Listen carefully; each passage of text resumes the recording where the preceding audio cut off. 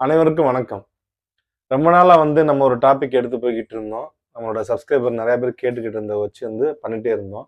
ஊடால அப்படி இப்படின்னு சொல்லி மாறி மாறி போயிருந்துச்சு. அதுல கூட பார்த்தீங்கன்னா, நம்ம இந்த சின்ன மேளம், பெரிய மேளம் பத்தி ஒரு காணொளி போட்டிருந்தோம். பழையபடி தமிழ்நாட்டில் வாழும் இடஒதுக்கீடில் தமிழ்நாட்டில் வாழும் பிறமொழியாளர்களை பத்தி பார்த்தீங்கன்னா, காணொளி நம்ம பிற்படுத்தப்பட்டோர் போட்டாச்சு. மிகவும் பிற்படுத்தப்பட்டோர் போட்டாச்சு. அதுல குறும்பர்கள் மட்டும் பார்த்தீங்கன்னா விட்டுருக்கோம். பிகாஸ் அவங்க பத்தின முழுசா பார்த்தீங்கன்னா ஆய்வு பண்ணி போடணுங்காண்டி அந்த ஒரு கம்யூனிட்டி மட்டும் ஹோல்ட் பண்ணியிருக்கோம். பட் இருந்தாலும் பார்த்தீங்கன்னா அவங்க கன்னடமும் பேசுறாங்க, தமிழ்நாட்டை தமிழ் மட்டும் பேசுறாங்க. தமிழ் இலக்கியங்கள்லயும் குறும்பர்கள் பத்தின அந்த விஷய இலக்கிய குறிப்பெல்லாம் இருக்கு. ஒரு நாயன்மார் கூட இருக்காரு. அதனால அந்த கம்யூனிட்டியை மட்டும் நம்ம விட்டுட்டு அடுத்து பாத்தீங்கன்னா இப்ப தாழ்த்தப்பட்ட பட்டியல் ஷெட்யூல் கேஸ்ட்ல பாத்தீங்கன்னா தமிழ்நாட்டுல பிறமொழி பேசுகின்ற மக்கள் யார் யார் வாழ்றாங்கன்றத நம்ம பார்ட் 1, பார்ட் 2, பார்ட் 3 பார்ட் 10 வரைக்கும் போகணும்னு நினைக்கிறேன். இதுல சில கான்ட்ரவர்சியான பாத்தீங்கன்னா கம்யூனிட்டி இருக்கு.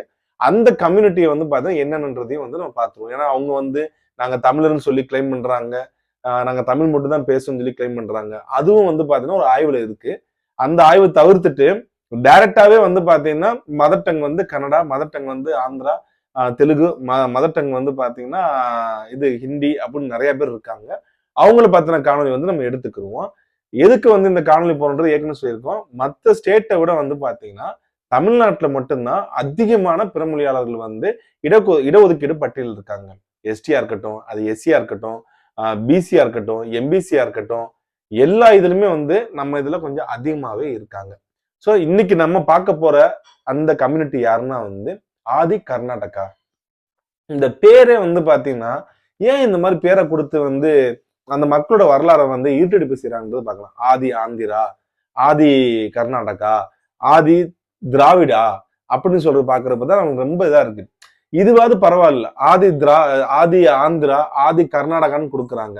அதாவது அந்த ஸ்டேட்டை பேஸ் பண்ணி இப்ப ஆதி கர்நாடகன்னா கர்நாடகாவின் ஆதிக்குடிகள், ஆதி ஆந்திரான்னா ஆந்திராவின் பூர்வ குடிகள் அப்படின்ற மாதிரி கூட நம்ம அதை எடுத்துக்கலாம் அர்த்தமாக. ஆனா தமிழ்நாட்டுல வரப்ப பாத்தீங்கன்னா இந்த பறையர் சமூகத்துக்கு மட்டும் ஆதி திராவிடன் கொடுத்துறாங்க. ஆனா ஆந்திராலையும் சரி, கர்நாடகாலையும் சரி, கேரளாலையும் சரி அந்த மாதிரி கிடையாது. அவங்க மண்ணின் மைந்தரோட பேரை அவங்கவுங்க மொழி சார்ந்த அவங்கவுங்க மாநிலம் சார்ந்துதான் கொடுக்குறாங்க. இப்ப இந்த ஆதி கர்நாடகான்ற நீங்க இந்த ஹிஸ்டரி நீங்க படிக்கிறப்ப கூட ஏன் அவங்க ஆதி கர்நாடகான்னு சொல்லி கொடுத்துருக்கான்ற விஷயத்த நீங்க ஈஸியா தெரிஞ்சுக்கலாம். ஆனா தமிழ்நாட்டுல பாத்தீங்கன்னா அந்த ஆதி திராவிடன் வரப்பதான் சீரியஸ் கான்ட்ரவர்சி அதிகமாகுது. ஏன் ஆதி திராவிடான்னு கொடுக்குறீங்க? திராவிடத்தை நம்ம மட்டும் தான் ஏத்துக்கிட்டோம். ஆனா பக்கத்துல இருக்கிற திராவிட நாடு சொல்லப்படுகின்ற கேரளாவோ, ஆந்திராவோ, கர்நாடகாவோ இது வரைக்கும் ஏத்துக்க கிடையாது. அவங்க மொழி ரீதியா நிக்கிறாங்க. இன்னைக்கு கேரளால இருக்க மலையாளிகள் கூட பரவாயில்ல. ஏன்னா அவங்க கூட தமிழ் தான் எங்களுடைய தாய்மொழின்னு சொல்லி ஓப்பனா வெளியே ஸ்டேட்மெண்ட் கொடுக்க ஆரம்பிச்சிட்டாங்க. பட் ஆனா ஆந்திராலையும் கர்நாடகாலையும் மட்டும்தான் இப்ப வரைக்கும் அதை ஏத்துக்கிறதே கிடையாது. சோ அப்படி இருக்க காலகட்டத்துல ஆதி திராவிடான்னு சொல்லி ஏன் கொடுக்குறான்றது நம்ம வரலாறு படிச்சுட்டு போறப்ப நமக்கு ரொம்ப கோபம் வருது. இப்ப இந்த ஆதி கர்நாடகான்றது அந்த சமூக மக்களுக்கு கொடுக்கக்கூடிய ஒரு சாதி சான்றிதழா இருக்கு தமிழ்நாட்டிலையும் சரி, கர்நாடகாலும் சரி. பட் அவங்க யாரு அப்படின்னா ஹோலியா அப்படின்னு சொல்லக்கூடிய அந்த கம்யூனிட்டியோட ஒரிஜினல் நேம் தான் ஹோலியா. இப்ப ஆதி கர்நாடகான்னு சொல்லி நீங்க போய் ஒரு வரலாறு தேடி போனீங்கன்னா ஒரு குறிப்பிட்ட ஒரு 40-50 வருஷத்துக்கு தாண்டி நம்மளால போக முடியாது. ஆனா ஹோலியான்னு போனோம்னா அவங்க ராமானுஜர் காலம் வரைக்கும் ட்ரெடிஷன் வச்சிருக்காங்க. எங்களுக்கு அதுல இருந்து எங்களுக்கு வரலாறு இருக்குங்க அப்படின்றாங்க. இவங்க பேசிக்கா உணவு பழக்க வழக்கம் பாத்தீங்கன்னா எல்லாமே சாப்பிடக்கூடிய மக்கள் தான். அவங்க போர்க் சாப்பிடுவாங்க, பீஃப் சாப்பிடுவாங்க, சிக்கன், மட்டன் எல்லா வகையான நான்வெஜ் உணவுகளும் இவங்க எடுத்துக்கொள்ளக்கூடியவங்க. இப்ப இவங்க இவங்களை பத்தின வரலாறுன்னு எடுத்துக்க போனாங்கன்னா இவங்க யாரோட கம்பேர் பண்றாங்க? வரலாற்று மானுட ஆய்வாளர்கள் யாரோட கம்பேர் பண்றாங்கன்னா தமிழ்நாட்டுல உள்ள பறையர்களோட பாத்தீங்கன்னா கம்பேர் பண்றாங்க. தமிழ்நாட்டுல எப்படி பறையரோ அது போல பாத்தீங்கன்னா இங்க கர்நாடகால ஹோலியான்னு சொல்லி இருக்காங்க. இவங்க பாத்தீங்கன்னா முழுக்க முழுக்க கல்டிவேட்டிங், அதாவது விவசாயம் சார்ந்த அந்த கல்டிவேட்டிங் பிளஸ் அந்த ஒட்டுமொத்தமா அந்த விவசாயம் சார்ந்த இதுல மட்டும் பார்த்தா அவங்க இருக்காங்க. எப்படி பறையர்கள் பாத்தீங்கன்னா அவங்க எதை வச்சு கம்பேர் பண்றாங்கன்னா ஆற்காடு பறையர்கள், ஆற்காடுல இருக்க பறையர்கள் எப்படி அந்த விவசாயம் அந்த விவசாய கூலிலா எப்படி இருக்காங்களோ அதே மாதிரிதான் இந்த ஹோலியான்னு சொல்லப்படுகின்ற இந்த ஆதி கர்நாடக மக்களும் இங்க இருக்காங்க அப்படின்றாங்க. அது மட்டும் இல்லாம இவங்களுடைய மதர் டங் வந்து கன்னடா. அதுல எந்த மாற்றம் கிடையாது. தங்களை வந்து பாத்தீங்கன்னா கன்னடிகான்னு சொல்றதுல வந்து இவங்க ரொம்ப பெருமைப்படக்கூடிய ஒரு சமுதாயமா தான் வந்து இன்னைக்கும் வந்து கர்நாடகாவில் வாழ்ந்துட்டு இருக்காங்க. அது மட்டும் இல்லாம இவங்களுடைய ஏன் வந்து பழைய சமூகத்தோட வந்து இவங்க இன்னும் கம்பேர் பண்றாங்கன்னா, இன்னொரு பெரிய விஷயம் என்னன்னா, எப்படி இந்த ஆற்காட்டுல இருக்கிற இந்த பழைய சமூக மக்கள் எல்லாருமே இந்த பூத வழிபாடுகள், ஏன்னா மேக்சிமம் வந்து பாத்தீங்கன்னா இந்த பழைய சமூக மக்கள் வந்து கும்புற தெய்வங்கள் நாட்டார் தெய்வங்கள் வந்து அதிகமா கும்பிடுவாங்க. அவங்க பெருதெய்வ வழிபாடு வந்து பார்த்தா ரொம்ப ரொம்ப கம்மி தான். ராமானுஜர் காலத்துக்கு அப்புறம் தான் வந்து இந்த வைணவம் இந்த மாதிரி மதங்களை வந்து அவங்க ஃபாலோ பண்ணாங்கன்ற அந்த குறிப்புகள் இருக்கு. பட் இருந்தாலும் வந்து முழுக்க முழுக்க வந்து பலியிடக்கூடிய ஒரு சமுதாயம் தான். அதாவது ஒரு ஆடையோ ஒரு கோழியோ வெட்டி படையிலிட்டு வழிபடுகின்ற இந்த பூத கணங்களை வழிபடக்கூடிய ஒரு நாட்டார் தெய்வங்களை வழிபடக்கூடிய ஒரு சமுதாயம் தான் எப்படி ஆற்காடு பறையர் இருக்காங்களோ அதே மாதிரிதான் இந்த ஹோலியா என்ற மக்களும் சரி. இவங்க வந்து சாமுண்டியை வந்து கும்பிடுறாங்க. சாமுண்டின்றது வந்து காளியோட ஒரு ரூபமா தான் பாக்குறாங்க. காளி வந்து உங்களுக்கே தெரியும், அது கொற்றவையோட ரூபமா தான் வந்து அது காளி. இந்த இந்தியாவில இருக்கிற ஒட்டுமொத்த பெண் தெய்வங்களுக்கும் வந்து தலைமையா இருக்கிறது யாருன்னா கொற்றவைன்ற ஒரு தமிழ் தெய்வம் தான்.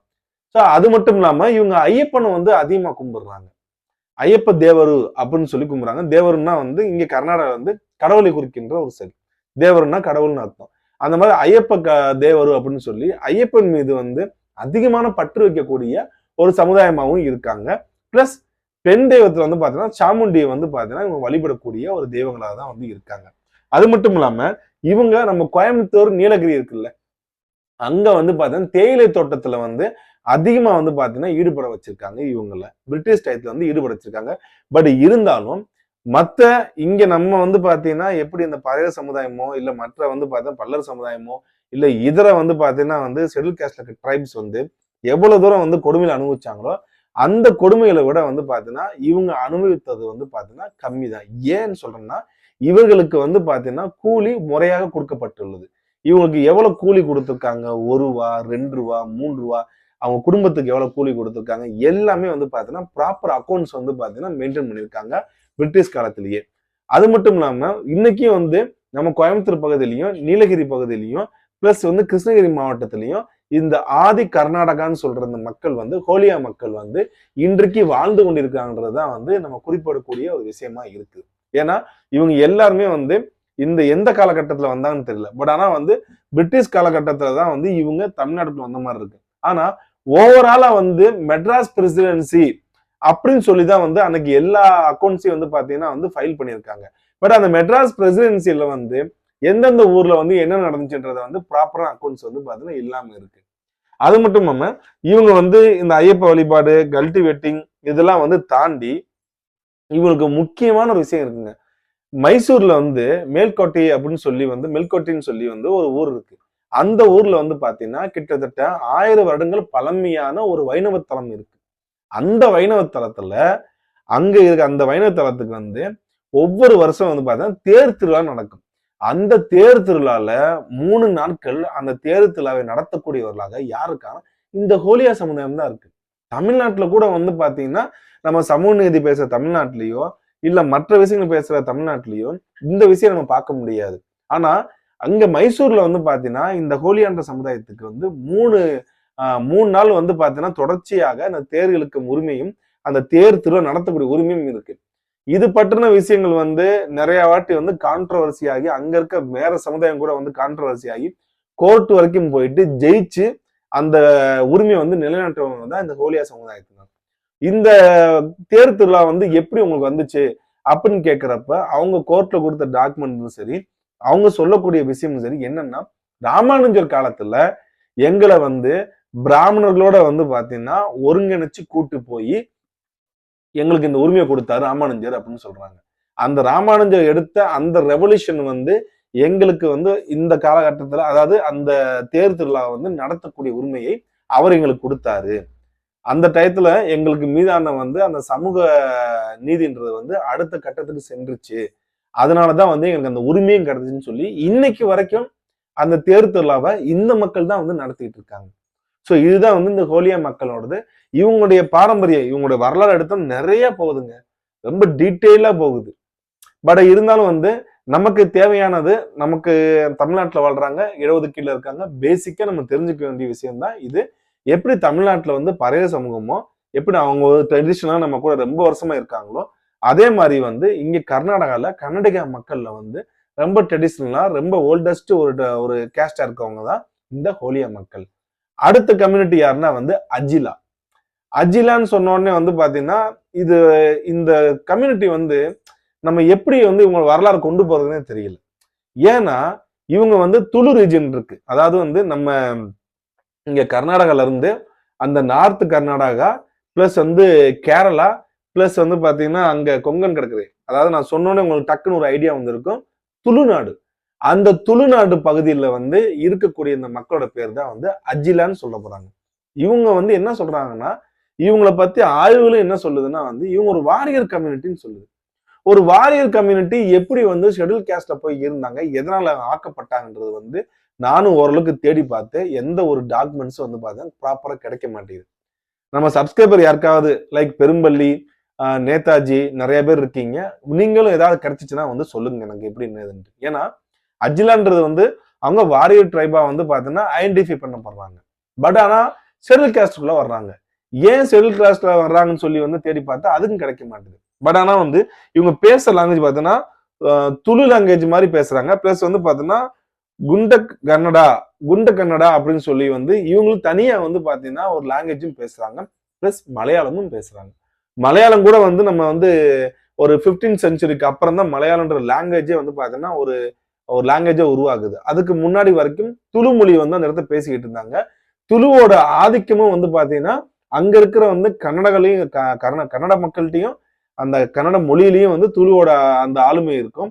மலையாளத்திலயும் வந்து துளுவோட ஆளுமை இருக்கும். துளு வேர்ட்ஸ் வந்து நிறையவே இருக்கும். நீங்க காந்தாரா படம் பாத்தீங்கன்னா எல்லாருமே அது கன்னட படமா பாக்குறீங்க. ஆனா அந்த காந்தாரா படம்ன்றதே வந்து துளு ரீஜனை பேஸ் பண்ணி எடுத்ததுதான்.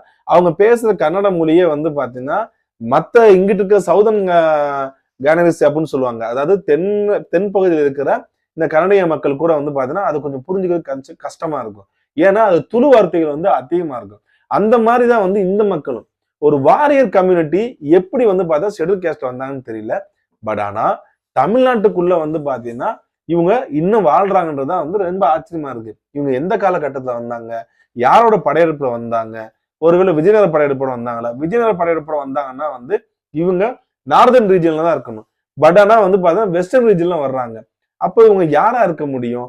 ஒருவேளை வந்து வேற ஏதாவது வந்து சேர படையெடுப்புல வந்தாங்களா? இல்ல பிற்காலத்துல வந்தாங்களா? முற்காலத்துல வந்தாங்கன்றது இன்னைக்கு வரைக்கும் கேள்விக்குறியாவே இருக்கு. ஆக நம்ம இன்னைக்கு பார்த்த அந்த 2 டாபிக்குமே வந்து பாத்தீங்கன்னா ஷெட்யூல் கேஸ்ட்ல இருக்கிற பிறமொழியாளரை பத்தி நம்ம பார்த்திருக்கோம். இன்னும் இதுல வந்து உங்களுக்கு ஏதாவது டவுட்ஸ் இருந்துச்சுன்னா நீங்க கமெண்ட்ஸ்ல சொல்லுங்க. நிறைய பேர் கேட்குறீங்க கமெண்ட்ஸ்ல ஏன் படிக்க மாட்டீங்கன்ட்டு. உண்மையிலேயே சொல்றேங்க, சிவராத்திரி வரனால வந்து எனக்கு கொஞ்சம் வேலைகள் வந்து அதிகமா இருக்கு. அதாவது ப்ரொஃபஷனலாவும் அதிகமா இருக்கு, பர்சனலாவும் வந்து பாத்தீங்கன்னா நிறைய இது பண்ண வேண்டியது இருக்கு. நான் கோயிலுக்கு வேற போக வேண்டியது இருக்கு. ஸோ அதனால ரொம்ப கம்மியான டைமா இருக்கு. நான் அதெல்லாம் நீங்களே பார்த்திருப்பீங்க. 25 மினிட்ஸ் 30 மினிட்ஸ் வீடியோலாம் போடுவேன். பட் இருந்தாலும் 15 மினிட்ஸ்ல கொண்டு வர காரணமே அதுதான். அது மட்டும் இல்லாம மற்ற சேனல்லையும் வந்து பாத்தீங்கன்னா இன்டர்வியூ கேட்கறாங்க. நான் சேனலோட பேக்ரவுண்ட் பார்த்து தான் வந்து கொடுக்கணும்னு சொல்லி வந்து வெயிட் பண்ணிட்டு இருக்கேன் நானு. அதனாலதான் வந்து கமெண்ட்ஸ் படிக்க முடியல. பட் இது வந்து இம்பார்ட்டன்டான டாபிக். நீங்க தாராளமா வந்து உங்களோட கமெண்ட்ஸை கேளுங்க. நான் ரீட் பண்ணி பதில் சொல்றேன் நான் கண்டிப்பா. நன்றி, வணக்கம்.